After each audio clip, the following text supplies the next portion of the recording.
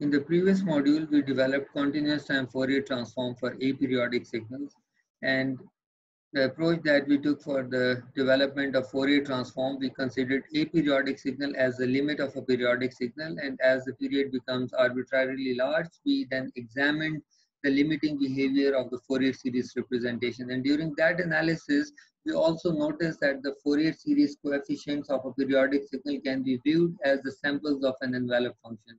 And the envelope function turned out to be nothing but the Fourier transform of the aperiodic signal that we use to construct the periodic signal. Now, to gain further insights into the nature of the Fourier transform and and its relationship with the Fourier series coefficients of the periodic signal, we once again consider the example of a periodic square wave that we have seen numerous times already. This periodic square wave has time period capital T and its fundamental frequency is omega naught. Now we have computed the Fourier series coefficients of this periodic square wave with the help of Fourier series analysis equation, and I have written the Fourier series coefficients here as equation 1. However, we can visualize the same coefficients as samples of an envelope function, and based on our previous discussion in the previous module, these AKs, they are 1 over capital T times the samples of an envelope function capital X j omega. Now written in this form and comparing 1 and 2, we can guess what that envelope function should be, for which these Fourier series coefficients are the scaled samples. X j omega is 2 times sine omega t1 divided by omega. So here we have our envelope function, and the Fourier series coefficients capital T times AKs, they are X jk omega naught, or written in another way, samples of this envelope function. Let us look at the envelope function. We plot this function here versus variable omega, and this is a sinc function. It has a main lobe, and then these are the side lobes of this function. As omega increases, the magnitude of the side lobes, it keeps on decreasing because we have this omega in the denominator here. And the Fourier series coefficients, they are the scaled samples of this envelope function.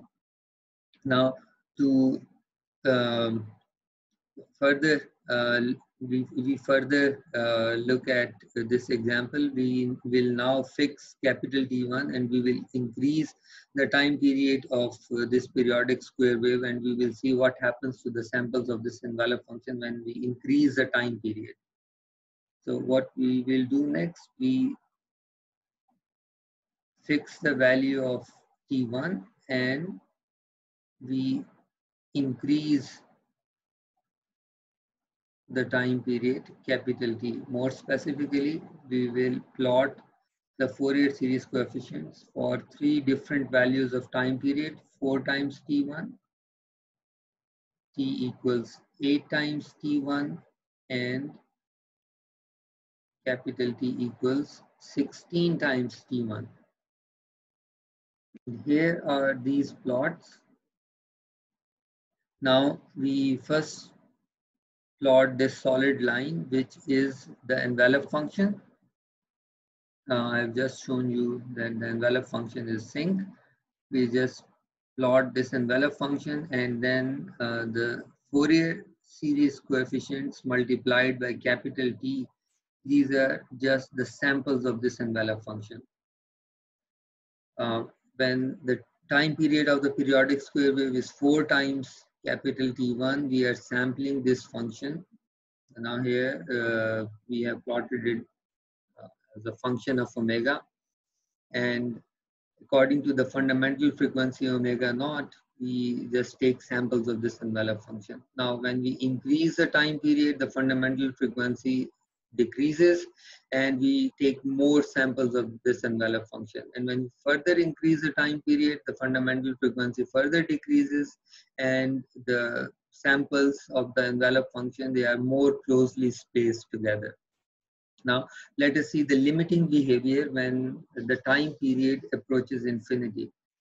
We have already seen that when the time period approaches infinity, in the time domain, the periodic square wave approaches a rectangular pulse. That is all that that remains of the periodic square wave is just an aperiodic signal that corresponds to one period of the square wave. And the Fourier series coefficients multiplied by capital T, they becomes more and more closely spaced samples of the envelope and in fact approach the envelope itself when T approaches infinity. So here, without doing numerical computations, we have found our first Fourier transform pair. That is, if we have an aperiodic signal that is a rectangular pulse, if this is our aperiodic signal, which is a rectangular pulse,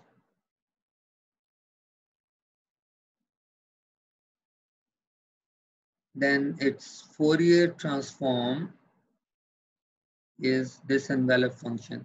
X j omega is 2 times sine omega t1 divided by omega, and it looks like this function. So here we have it. We have our first Fourier transform pair. The Fourier transform of a rectangular pulse is a sinc function.